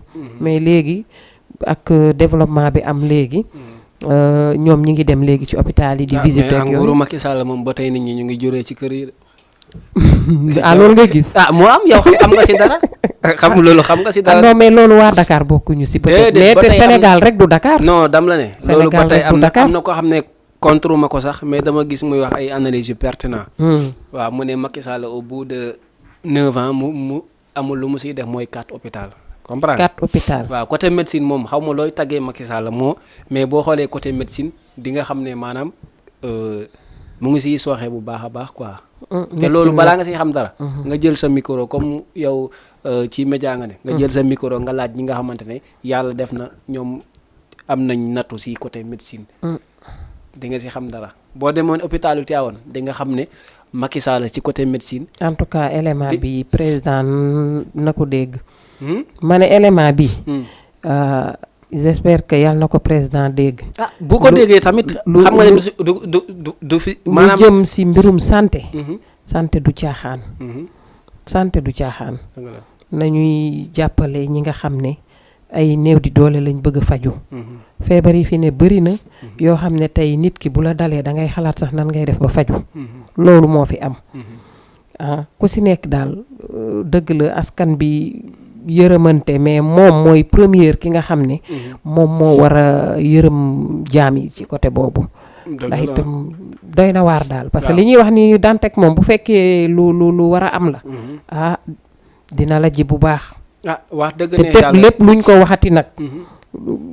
nit yi duñ ne déet. ah dëgg la. parce que tamit kenn mënul xool sa malade muy souffrir di dee ndax amul fu mu nekk. kenn mënu ko jël en charge. dëgg la mais xam nga boo gisee sénégalais ñuy intervenir si yenn fee yi nekkul seen bëri wax newul bëgg a fës newul pour ñu ne diwa waxoon ci mbir mi newul bëgg a wax mais sénégalais ñoom ñoo def maanaam gis ci côté éducation. ren gis nga parce que on a fait un reportage sur ça quoi. gis nga tey li xawoon ci éducation bi ci fële nga xamante ne mooy hôpitalu comment dire si école fële ca Yoff si di CM bu Yoff fexe woon waaw defoon nañ ci ay xale di jël reportage. di saccager li nga xam ne mooy établissement yi nga delluwaat woon nga gis ko autour de tout cela tey boo xoolee tey agression ci côté nawetaan boo xoolee réseaux sociaux yi di nga gis li si maanaam li ni agression bi yaatoo non du fi jóg parce que ba ci làmb ji amoon bi passé. effectivement pare que kii bi nuñ koy waxeeti sax stade bi. waaw dëgg la gars yi mais nag man foofu askan bi laay blâmer du parce que Macky Sall dafa defar. ku ne gisoon na foofu ni mu ko defaree macha allah. mais tamit bu ñu jël lépp Macky Sall. ah mais boo jiitee tamit boo jiitee ginaar gu dee ci dëkk sax yow. waaw ñu ne yow la mais dëgg la am nga si mais ki nga xam ne defar na. foofu ba ku ñëw ne hôpital bi macha allah dafa rafet. mais buñ la gañee wala ñu gañee sa mbër. li ngay yàq bu ëllëgee yaa ciy toog. waaw loolu xam nga tey maanaam nit gis nga affaire dëkk li koy doxal nekkul infrastructure kese maanaam am na benn préparation psychologique boo war a mën a jiitu ci nit ñi avant ñuy dem sax ci infrastructure ou pas parce que Macky Sall gis nañ il a beau fait des infrastructures mais est-ce que matuwaay bi jëm ci psychologiquement war a jëm ci nit ñi ci côté information ci xam droit de patrimoine ci xam lan mooy ñu tabaxal la loo amul woon comprendre nga respecté ko ba pare jël disposition sécuritaire teg ci sa wët loolu Macky Sall côté boobu ci lay xaaw a dégager loolu du Macky Sall. kan lay doon gis nga nit. yow déjà yow yaa war a mën a am yaa war a jël say responsabilité bopp ba pare. am yar. nekk nite. parce que tamit boo nitewul. même lu ñu mun a def ci yow. mook zéro ñooy yem. nite weesuwul. yow dem nga ci stade bu mel noonu ñu defar ko ba mu rafet macha allah. nga ñëw toog jël place saytaan mais gagné nañ sa mbër après nga jël sa xalaat mooy jël saisi toj wala dóor mu daan wala mais loolu du yëfu nit loolu ana président Macky Sall lan la ci def. waaw moom laa la wax ma ne la président de la république pour ma répéter la ko peut-être déggoo quoi. ma ne la président de la république moom dafa jël armam yëpp teg ko ci ay infrastructure tey bu ñu waxantee dëgg maanaam président Macky Sall. li mu def man dama gis boo doon tabax ay mbir pour sa population. ay félicitation nga si jógee mais noo mën a comprendre maa ngi tabaxi hôpital nit ñi di la ŋaañ maa ngi tabaxi man maa ngi toj laa doon gis mais maanaam xam nga fooram lan la en tout cas tey balaa ngay wax ci affaire stade bi consort man jiitu naa la ma ne la Macky Sall la wax dëgg li mu def nice na mais préparation psychologique ak laaj baatu askan wi si lii may dem tabax yi nii noo leen ko bëggee bañ ne nii lañ ko bëggee mais askan wi doon jooy loolu non déglul maanaam tey ñu préparé psychologiquement xam nga askan woobu noonu tey est-ce que xam nga ne nitu banlieue d'une part daa am na muy xeexee tey Macky Sall stade bi mu doon defar boo seetloo ñi si opposé woon moo ëpp ñi ko nangu woon kon booy defar loo xamante ne ñi si d'accordul moo ëpp boo demee ba si biir force nga gis ay inconvénients parce que ñi doon ne waru fi amee tey bu seen mbër daanoo seen yoon newul ci stade bi nekk foofu parce que ni mu fa jógee la ñoom la ñuy wut comprendre nga Macky Sall infrastructurellement parlant maanaam il a beaucoup fait mais préparé wul nit ñi yow doo fa dem di yàq xam nga doo fa dem di yàq mais population bi ñiy seetaan yi daa wax dama ne ñoom maanaam ñi d'accordul woon ci defar bi daal peut-être que ñooy yàq waaw ñooñu sax c'est une entre parenthèses mais au-delà de tout ça ñi d'accordoon ak ñi d'accordul ñëpp tey booy defar infrastructure da ngay xam ne sénégalais la plupart sport ñoom dañ jàpp ne yëfu mala la buñ la daanee nga indi ay des injustices et consorts di ko def mais loolu sécuritairement parlant nguur gi daf si am wàll comprendre nga maanaam sociologiquement parlant nguur gi am si wàll man loolu laa gëm quoi mais à tout moment ñu gis dara am maanaam ñu toj rafetlu ma ko nag maanaam la fay tey toj nañ stade temps na nga am France rek loolu dafay am maanaam si pays occidentaux yi. mais dama la ne Macky Sall tabax am na solo torop mais nga def ay politique. ku ne nag Sénégal yi daal li ma si gis mooy booy tabax. lu mel ni stade. defal leen ay banc yoo xam ne tabax lay nekk. ay banc tabax. waaw nga xam ne kenn mënu ko yëkkati di ko dóor kenn doo fa yàq dara. parce que tamit du lool rek gisoon na ñoo xam ne moquette yi lañ doon yàq. pourquoi tey li ñu moom ñu defaral ñu ko ba mu rafet ba mu baax soo meree rek ci loolu ngay engagé te yow bu fekkee amu fi si ñuy njëkk yu wuxu dañ ñu war a defaral stade dañ ñu war a defaral lii mais bu ñu defaree nga yàq mais ana stade amitié yeneen stade yi fi jaar ñu yàq leen ba mu yàqu. tey defar nañ stade boo xam ne macha allah ku fa dem ne macha allah. li nga war a def mooy seetaan buñ nee sport. soo ko gëmee mooy loo xam ni. tey mën nga gagné suba ñu gagné la. donc buñ la gagné dawalal sportif rek def xam ne. tey da nga daan gagné tey gagné nañ la. mais ñu dem si jàmm mais xam nga nit ñi fu ñu dem rek li ma la wax mooy wane fa seen jikko. ak ku nekk ni nga mel. amaana tey toj bi du ñëpp. parce que am na ñoo xam ne bu ñuy def loolu d'accorduñ si. duñ ci bokk dañuy génn sax dem seen yoon. mais am na ñoo xam ne tey loolu rek lañ xam. yu vulgaire yooyu bu ñu paree Macky Sall defarul stade bi dafa yàqu Macky Sall dëgg la nag mooy président de la république. ku jiitu ñëpp xool la. lu am ñu ne la yow. dëgg la. kon yow da nga jàpp ne du moom. non pour stade bi moom du moom.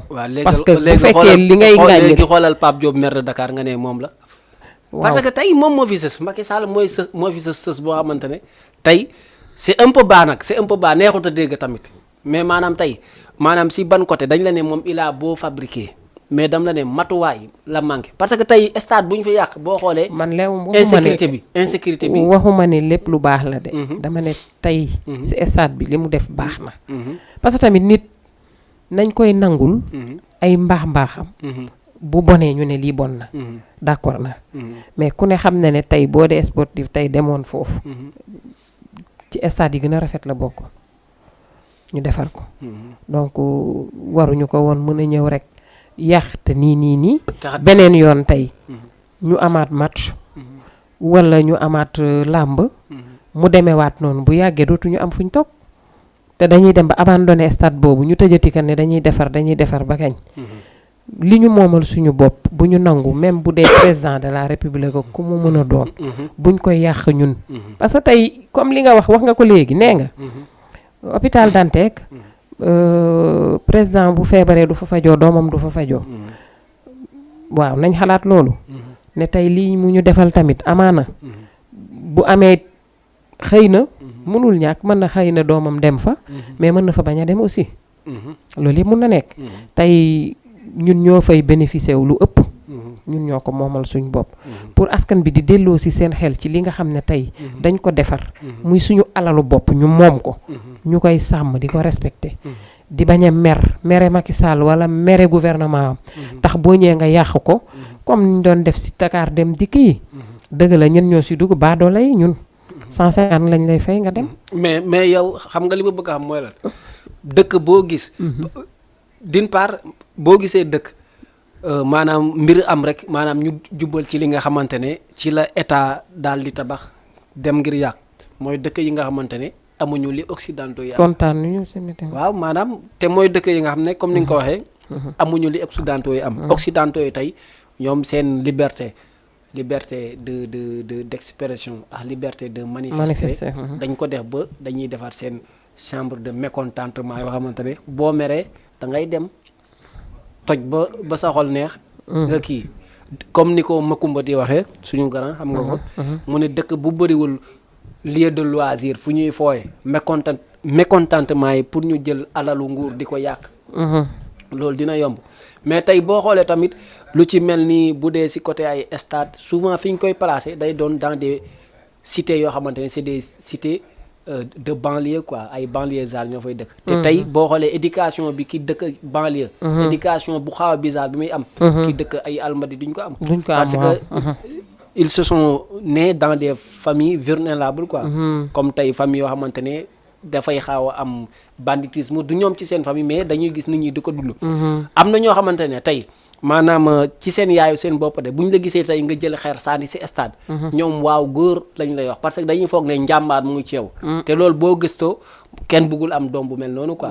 yow doo ko rafetlu mais ñoom seen yaay dañuy foog ne looloo njàmbaar lan moo koy déterminer parce que localité bi mu dëkk la maanaam tey nga fekk nit mu defar ay mbiram nga yàq sa case loolu noonu yëpp maanaam ñii nii lañ koy gisee ñii ne la gisee ko. comprendre mais en grosso modo daal nit boo jël loo xamante ne Afrique ñu ko am bëriwul waajalal sa askan waajal askan nag doo si génne président de la République non moom moo ci jiitu voilà loolu laa doon wax moom moo si jiitu voilà mais comme niñ ko waxee rek dëgg la moom nay jiitu si di defar mais ñu nit ñu koy sàmmale te xam ne li ñuy yàq ñun ñoo ko moom alalu réew mi la waaw surtout te réew mi buñ nee alal ji suñu alal la ñuy wax waaw muy noonu kon tey defe naa yaatal nañu actualité bi macha allah waxtaan si bu baax faram fàccee ci ba nit yi ku si nekk mën si jëriñu macha allah waaw donc kon Cheikh Ty ma lay jox kàddu di la laaj rek lan mooy sa dernier mot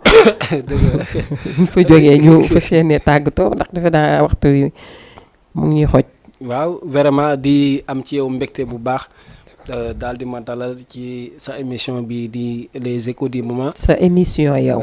non man je le considère comme votre émission man loolu laa considère vraiment dal bi li may wax sa émission li ma si gën a neex am nga dal quoi te nit bu amee dal dara jomb ko parce que xam-xam bu demee bay dëkki ca kër ña dal lay dëkk mais ca kër ñay cëppi-cëppi moom du fa dem kon macha allah am na solo bu baax a baax di nekkoon suñu kii mooy décrypter maanaam faram fàcc lépp luy actualité wax ci suñu xel mu gàtt xam ne nag ñi ñuy seetaan ñu ëpp xam-xam foofu mais peut-être ñun la yàlla dogal ñu daal di toog fii parce que yow koo toogal moo xaloog souvent comme xam naa da ngay xaaw nëbbatu mais mooy loolu si yow laay roy yow si yow laay jàngee vraiment di am mbégte ci Murit ci Amina bi wootee ñoom ñëpp di wax tamit sa doom boobu happy birthday di ziyaare tamit le DG mi ñu woon a leex askan wi kilifa diine kilifa aada ñi ngi doon seetaan ñu ngi leen di gërëm bëri wu ñu wax bëgguñu wax kese peut-être nattu la ku ne da nga am destin yàlla ne fii ngay aw comme boo fa ñëwee defal sa maximum d'intelligence ak sa maximum de respect pour jéem a def loolu nga xam ne yàlla dina fi def sutura mais ñun comme li ma wax rek nattu la ñu ñëw fi parce que am na ñu dàq wax fupp ëpp ñu pexe te tooguñu fi quoi kon alhamdulilah di la sant di la gërëm macha allah daal waaw di man boo waxee ba pare sax damay bëgg a noppi du ma am dara lu ma siy tegaat parce que tamit dañ daan peccum liir bu neexee nday jaa fa jege nday jaa jàpp si mbagg yi yow yaa jàpp si samay mbagg donc yaa may teete di ma wan yoon bi donc yàlla baax na comme ni ma ko mën a waxee dañ ne xale bu loxoom setee mu mën a bokk ak ay magam te defe naa yàlla baax na daal li si kanam réew li bët waa di kontaan bu baax nag tey dañ daan am invité mais tey moom ñoo ko préféré nii pelloo ko ñun ñaar xam nga beneen yoon ñu indi invité mais tey moom niñ ko doxalee nii waaw ñun ñoo ko bëggee nii donc beneen yoon incha allah ñu indi invité bi ñuy tàggatoo rek di gërëm téléspectateurs yi nga xam ne ñoo ngi doon seetaan ñi nekk ci YouTube beeg Facebook beeg Twitter beeg fépp foo xam ne ñi ngi fa nekkoon di ñu seetaan ñi ngi leen di gërëm di leen remercier bu baax di leen wax ni wax yombul nag wax moom yombul di leen wax ni lépp loo xam ne lu dëng la ci man mi la dëngee waaw ñu jàppee ko noonu te xam ne tey Cheikh Ty toogu fi man maa fi toog waaw moom bu doon moom la moom macha allah donc ñi kontaan bu baax ci seetaan bi ñi nga xam ne dugg nañ ku mel ni Ami di nga xam ne suñu téléspectateur boobu xam ne téléspectatrice boo xam ne saa bu ñu commencé sax du ñu dawal tuuti ay minutes mu dugg ñu ngi rafetlu bu baax bëgg gi mu bëgg Jama TV di kontaan ci moom bu baax Murit tamit di ñu dooleel moom it ñu ngi kontaan ci moom di kontaan ci monsieur bi ci ruq bi waaw DG ñu ngi lay nuyu di kontaan bu baax ci liggéey bi ngay def tamit donc ñuy tàggu téléspectateurs yi di leen wax ni ñoo ngi tàggatoo ba beneen émission incha allah les échos du moment ci même heure même fréquence kon ñoo ngi tàggatoo ba beneen yoon incha allah